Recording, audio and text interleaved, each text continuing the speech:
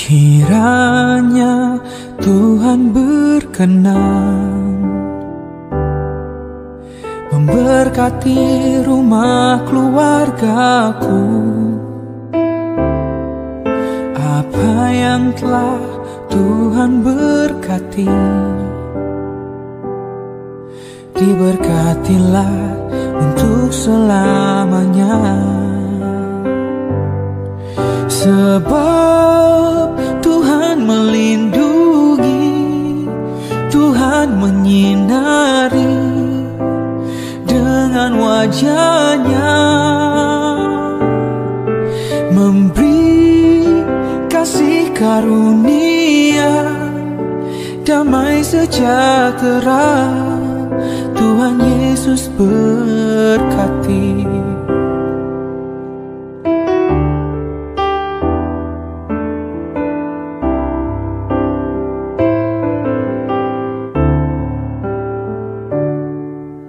Kiranya Tuhan berkenan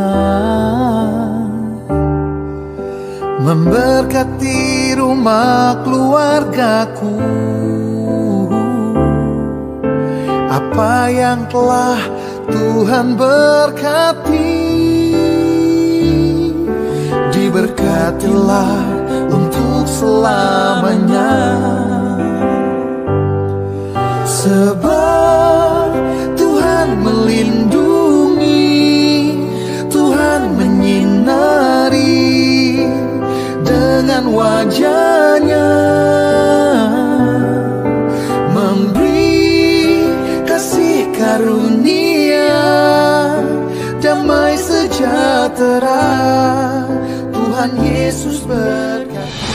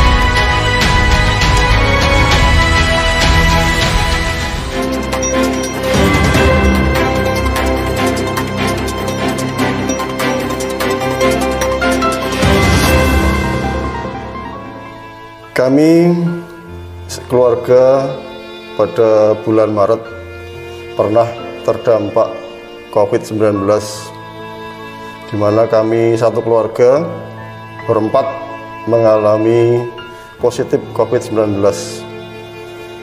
Adapun gejala-gejala yang kami rasakan awalnya hanya seperti demam dan flu, tetapi disertai panas yang sangat tinggi. Itu kami rasakan satu malam.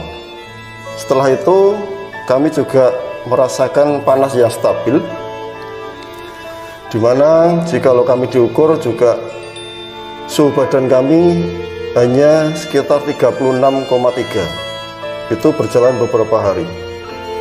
Namun demikian, perkembangan waktu kami mengalami gangguan penciuman, demikian juga indera perasa atau lidah kami. Kami merasakan tidak enak makan, sehingga Semakin hari kami merasakan lemas-lemas, tenaga kami berkurang, sehingga kami untuk melakukan swab, dan ternyata hasil swab kami positif. Dengan demikian kami mendapatkan perawatan di rumah sakit selama kurang lebih 14 hari. Puji Tuhan, kami dirawat di rumah sakit, kami dapat pulih kembali, dan diharapkan kami melakukan isolasi mandiri selama 14 hari di rumah.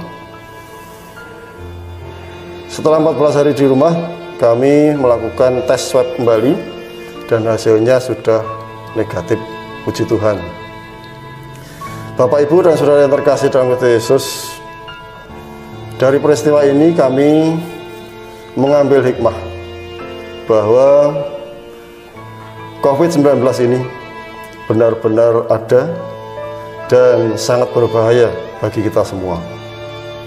Dengan demikian, kita harap mematuhi prokes yang sudah ditetapkan oleh pemerintah. Dengan demikian, itu sebagai upaya kita untuk menangkal agar kita terhindar dari COVID-19. Peraturan pemerintah merupakan suara Tuhan yang harus kita dengarkan, yang harus kita patuhi, sehingga kita bisa terhindar dari terpaparnya COVID-19 ini. Terima kasih.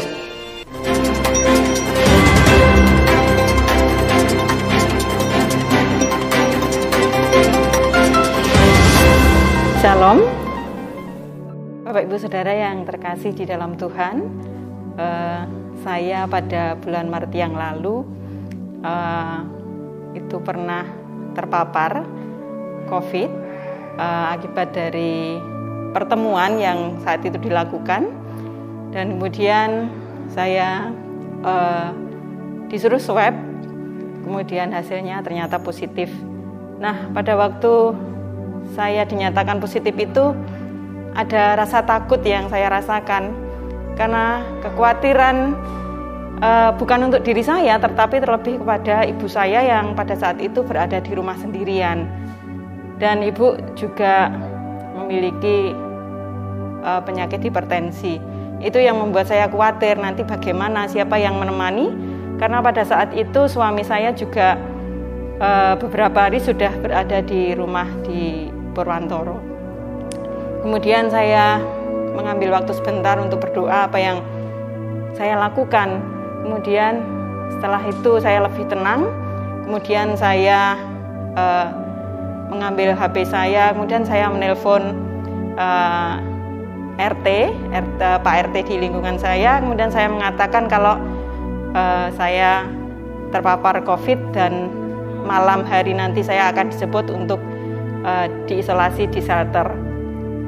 Kemudian Pak RT juga menanggapi dengan bagus, memberi dukungan kepada saya untuk tetap kuat dan tidak perlu khawatir, ibu di rumah nanti akan dijaga oleh warga lingkungan di sekitar rumah gitu.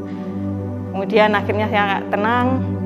Kemudian jam 7 malam saya dijemput dan diantar ke shelter. Nah, kemudian di shelter itu awalnya saya juga ragu-ragu di sana nanti bagaimana. Ternyata ketika saya datang, saya sudah disambut dengan baik oleh penghuni yang ada di sana. Mereka sangat ramah.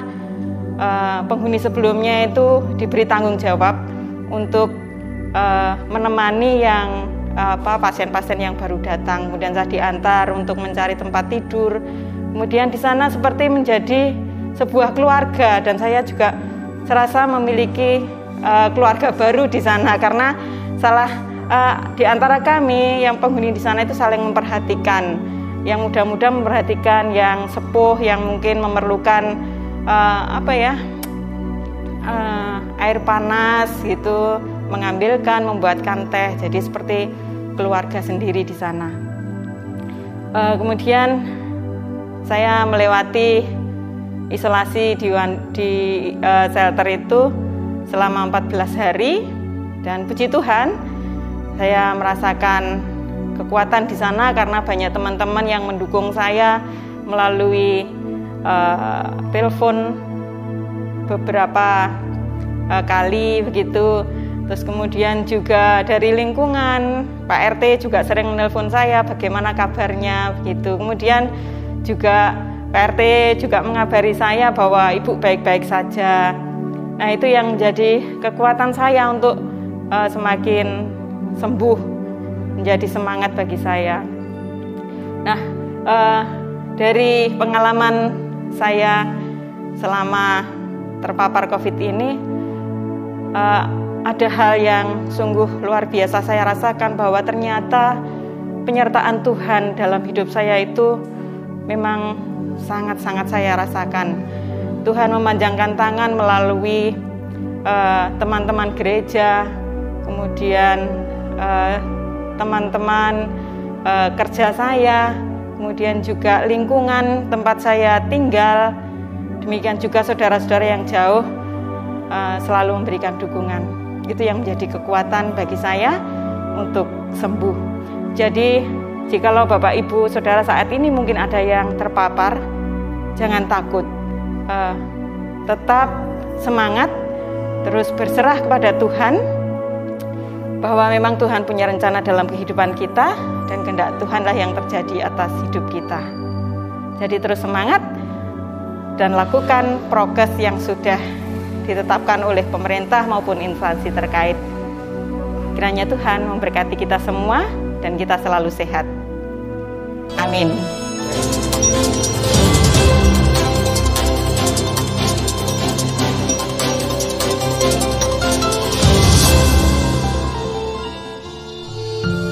Ya, saya awal mula terkepapar COVID-19 masih belum diketahui, nggih. Saya juga bingung saya terpaparnya di mana, tetapi seminggu setelah potong rambut waktu itu, saya baru merasakan gejala yang diawali seperti radang, tetapi bukan radang ternyata. Dan ternyata pada tanggal 22 Maret, saya memutuskan untuk pergi sendiri ke rumah sakit umum di Ponorogo, karena saat itu saya tidak bisa membau atau hidungnya tidak bisa mencium bau-bau yang lain, termasuk bau parfum ataupun bau minyak kayu putih. Awal mulanya seperti radang, gatal di tenggorokan, gatal, kemudian batuk. Tetapi ternyata bukan itu yang menjadi faktornya, tapi sepertinya karena bersentuhan dengan orang lain. Karena kebetulan juga saya waktu itu masih baru selesai vaksin yang pertama, masih baru 1 minggu, sekitar 1 minggu setelah vaksin. Tanggal 22 itu harusnya vaksin kedua, seharusnya, tetapi malah menginap di rumah sakit karena saya ODG, orang dengan gejala, yaitu dengan gejalanya tidak bisa membau. Perasaannya tentu campur aduk, karena saya masih baru di Ponorogo, belum ada 1 bulan waktu itu, malah terpapar COVID. Yang membuat pikiran saya adalah, apakah saya memang layak berada di Ponorogo? Sebagai orang baru, saya berpikir bukan bagaimana kondisi saya sembuh, karena saya yakin saya pasti sembuh. Tetapi saya berpikir ke depannya, apakah saya masih diterima di Ponorogo sini, dan saya masih terlalu banyak berpikir tentang keselamatan warga Pasamuan di Ponorogo ini, karena saya juga berinteraksi dengan warga Pasamuan di KJW Jemaat Ponorogo. Jadi itu yang membuat kepikiran. Dan puji Tuhan, setelah pulih, warga Pasamuan ini ternyata tetap menyambut, tetap memberikan perhatiannya yang hangat kepada saya. Dan itu benar-benar membuat mental saya yang jatuh ini menjadi pulih kembali, menjadi bangkit.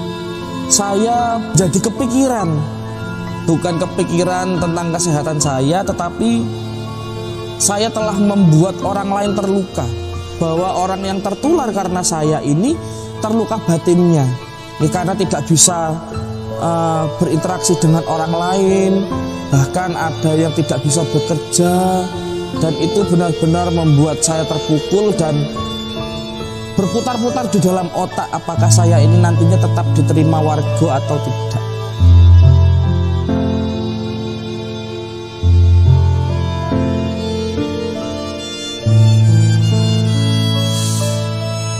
Ya, saat itu saya khawatir. Saya merasa bahwa yang ada di pikiran saya ketika saya sakit dan menulari orang adalah orang-orang akan menjauhi saya. Yang menjadi beban pikiran saya adalah itu. Karena saya orang baru di Ponorogo, dan tiba-tiba saya menyebarkan penyakit seperti itu, yang menjadi pikiran saya adalah orang-orang akan menjauhi saya. Tetapi ketika saya sakit dan warga juga ada yang sakit, ternyata apa yang menjadi pikiran saya, yang menjadi beban dan bayangan saya, itu tidaklah terjadi. Saya sungguh bersyukur sekali. Ketakutan-ketakutan yang saya bayangkan ternyata tidak terjadi. Ternyata ketika saya sakit pun banyak sekali orang-orang yang perhatian kepada saya. Dan itu juga merupakan salah satu kekuatan yang membantu saya untuk berangsur pulih dan tidak terbeban oleh pikiran-pikiran yang seharusnya memang tidak dipikirkan. Dan saya sungguh sangat bersyukur atas hal itu. Dan sampai sekarang ini pun setelah sembuh, puji Tuhan, orang-orang tetap perhatian, tetap menyayangi dan memberikan perhatian yang tulus kepada saya.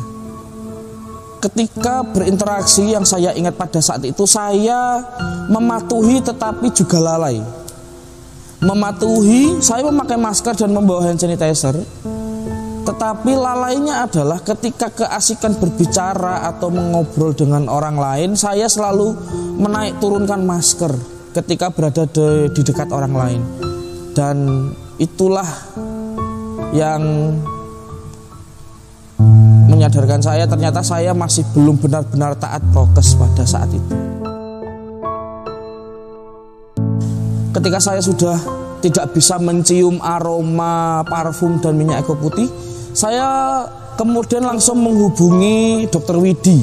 Dia adalah salah satu jemaat di GKJ Jemaat Ponorogo yang kebetulan bertugas di Rumah Sakit Umum Ponorogo. Dan akhirnya saya memberanikan diri untuk langsung datang ke rumah sakit pada saat itu, sekitar pukul 7:30 pagi. Dan di sana prosesnya juga ketat sekali, melakukan antigen, cek darah juga, dan scanning paru juga pada saat itu. Dan karena memang kondisi badan saat itu mungkin juga karena belum sarapan, ditambah mengambil jumlah darah beberapa cc begitu, akhirnya lemas. Setelah itu hasil keluar, saya dinyatakan positif pada saat itu.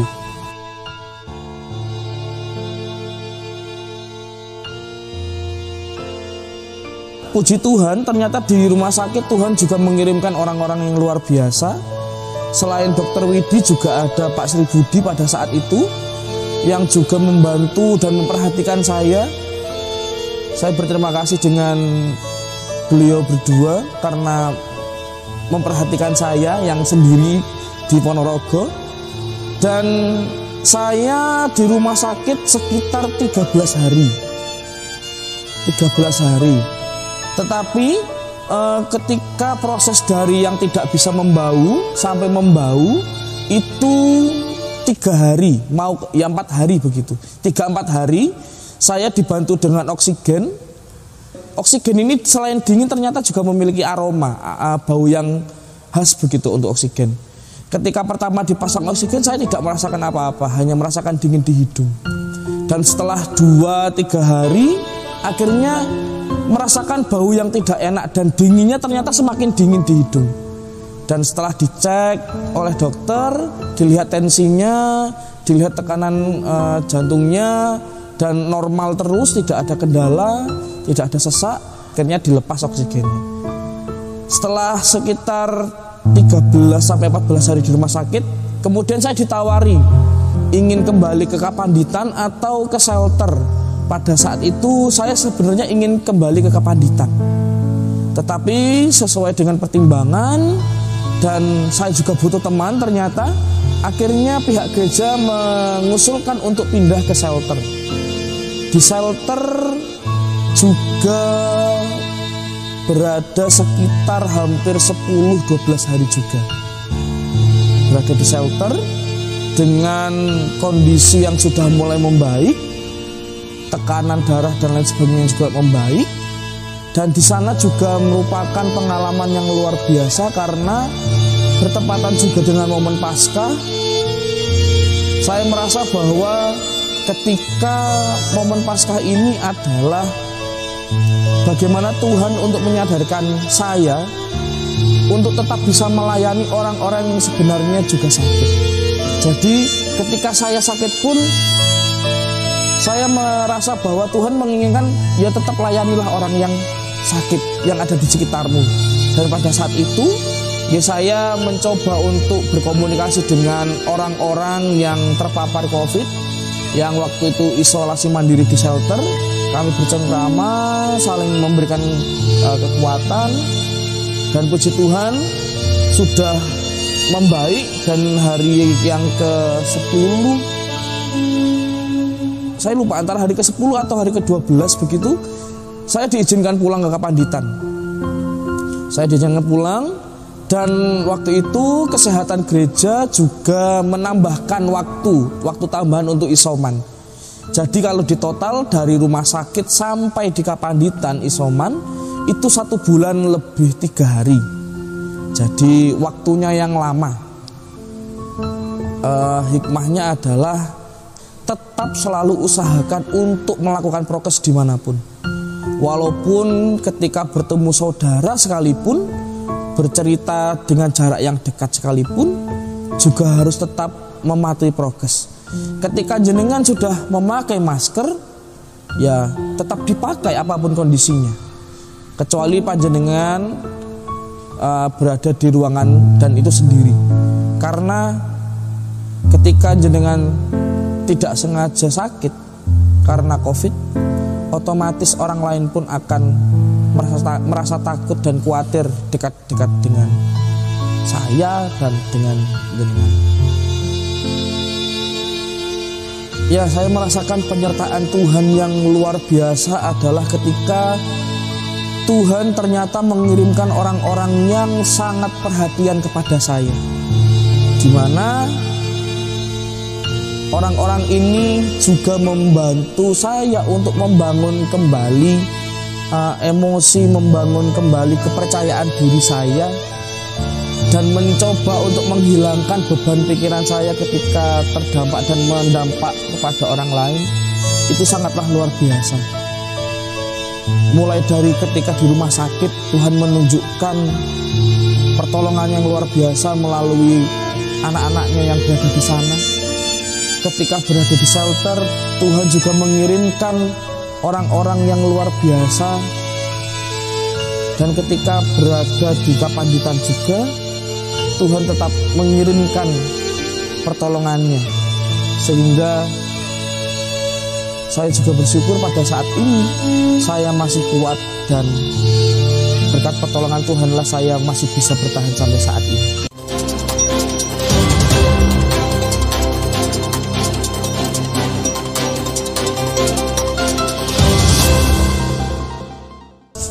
Saya pernah terpapar COVID-19 pada tanggal 27 Maret, masuk shelter Ponorogo. Awalnya jauh-jauh hari itu sudah ada pesan dari Bu Menteri Kesehatan Brotonegara kalau anak saya itu temannya kena COVID meninggal. Jadi dipesan suruh hati-hati ibu. Setelah kira-kira 1 bulan, terus depan rumah ini kena. Terus kalau kalau BAB itu ke sini. Terus saya masak bubur buat dia, duduk di belakang saya habis dari kamar mandi itu. Terus akhirnya kok tahu depan rumah dikasih sembako dari kelurahan. Terus anak saya nanya, apa kakak saya kena positif? Iya. Terus anak saya langsung laporan sama Bu Menteri Brotonegara. Terus langsung ditanyai, terus data-datanya dimasukkan. Terus malam itu saya batuk-batuk terus, nggak berhenti-berhenti. Terus saya waktu prolanis di Tonatan, tapi baru berapa menit menerima undangan, ada telepon dari Puskesmas lagi, saya tidak boleh mengikuti prolanis. Jadi nggak jadi berangkat ke Tonatan, ke Puskesmas. Tapi malam harinya ada telepon lagi. Pokoknya besok itu Bu Marti harus swab di Puskesmas, dipanggil Puskesmas sehabis prolanis. Nanti jamnya menyusul. Jadi anak saya itu tidak tahu kalau jamnya udah ditambahkan lagi, itu belum tahu, belum buka WA. Terus akhirnya jam 10 itu ditelepon. Tinggal nunggu Bu Marti saja. Terus saya berangkat sama anak saya ke sana. Sampai sana di swab menyatakan positif. Karena saya positifnya nggak parah, karena saya sudah lansia. Jadi harus dikirim ke shelter.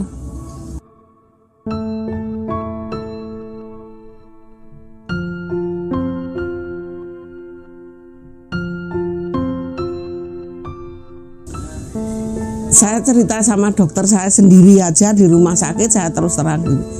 Saya nggak takut mati kena COVID. Lah terus, tapi teman-teman saya yang masih pengen hidup, kasihan kalau ketularan saya.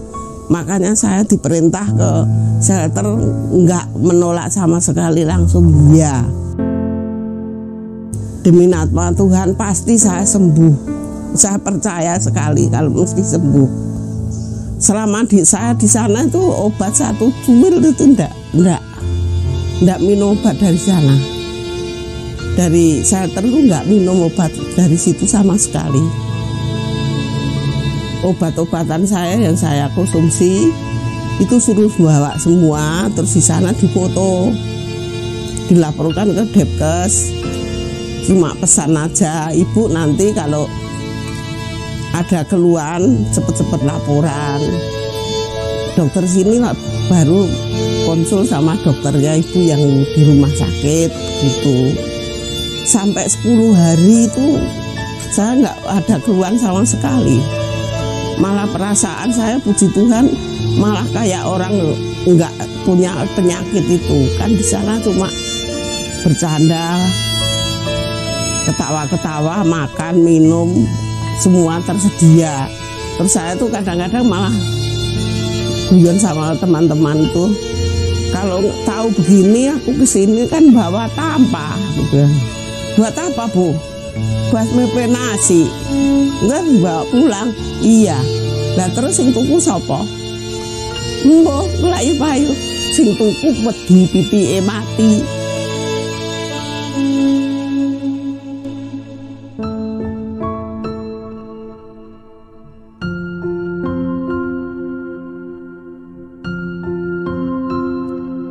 Di sana itu kan saya hari Jumat masuk, Mbak Eti kan malam Minggu masuk. saya rasanya saya itu sebelumnya juga berdoa, Tuhan tolong Tuhan saya kasih teman, sebabnya saya kan nggak tahu WA, nggak punya WA. Kalau nanti kalau saya kebaktian sama siapa?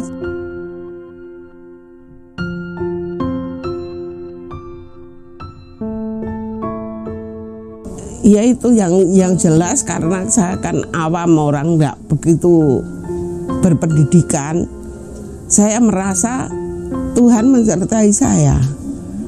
Setelah saya di situ kesepian sendirian kan, Tuhan kan mengirim Mbak Eti, ngirim Pak Fikar, ngirim Bu Pendeta, kan udah genep itu.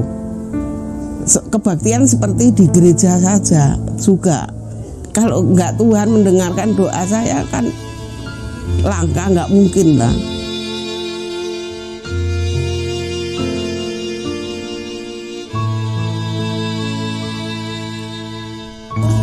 Terus saya dapat Mbak Eti teriak, saya teriak juga bareng.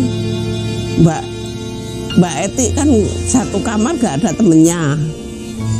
Lah terus teman saya yang sekamar itu kan 4 orang. Saya mau ngomong sama teman saya itu, dia pada takut, pada nangis kan.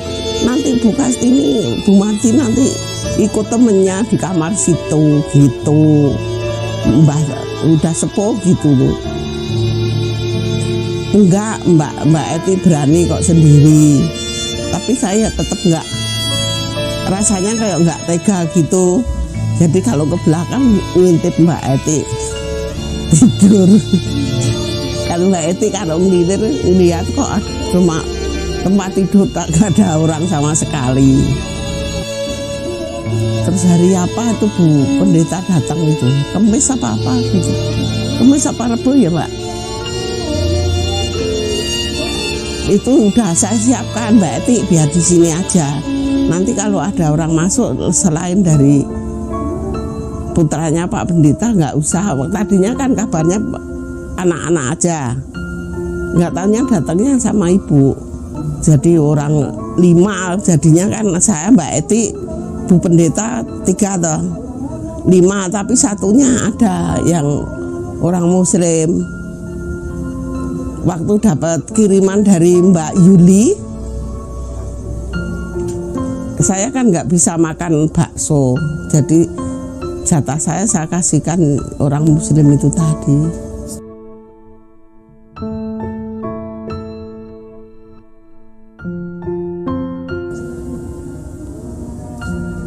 Jadi teman-teman saya Muslim itu juga seneng banget sama saya tuh. Kan waktu Mbak Putri masuk itu kan semalam belum bisa tidur. Orang-orang pada bercanda, ketawa-ketawa di musola kan. Sini kamar tidurnya di situ.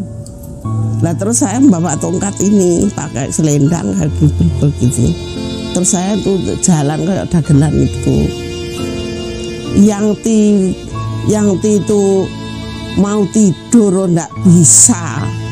Mau kekel kali ditekep melayu yang kamar tidur. Oh Mbak Les, tanggal 2 kan ulang tahun. Kan ulang tahun kan dapat puding kan besar sekali. Ya udah besok ulang tahun saya bagi-bagi buah aja, kan saya yang punya kan buah, dapat kiriman dari gereja itu. Saya kasih Mbak Putri, Bu Pendeta, Mbak Eti, terus apa susu, apa itu namanya, Yakul. Saya nggak mau semua tuh, nggak doyan. Jadi mau bagi-bagi, nggak taunya besok itu kok paket buat Bu Kastini katanya gitu. Nggak taunya juga puding ulang tahun dari cucu saya.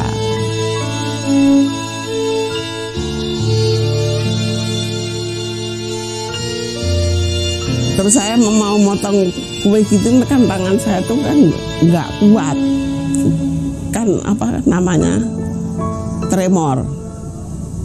Terus akhirnya Bu Pendeta yang motong kuenya, dibagikan orang. Pas itu agak sepi, 20 orang, bapak dan ibu. semua keluar, semua keplok-keplok. Perawatnya sini dapat kiriman, nggak tahu dari siapa, dari shelter kali, nangis terharu katanya. Bu Kastini kok di sana malah seneng banget katanya. Lah itu malah buat candaan teman-teman kita yang muda-muda itu. Ya saya doakan Bu Kastini, Bu Mardi, ente si Bu Mardi, ente si Bu Kastini nanti cepet dapat jodoh gitu.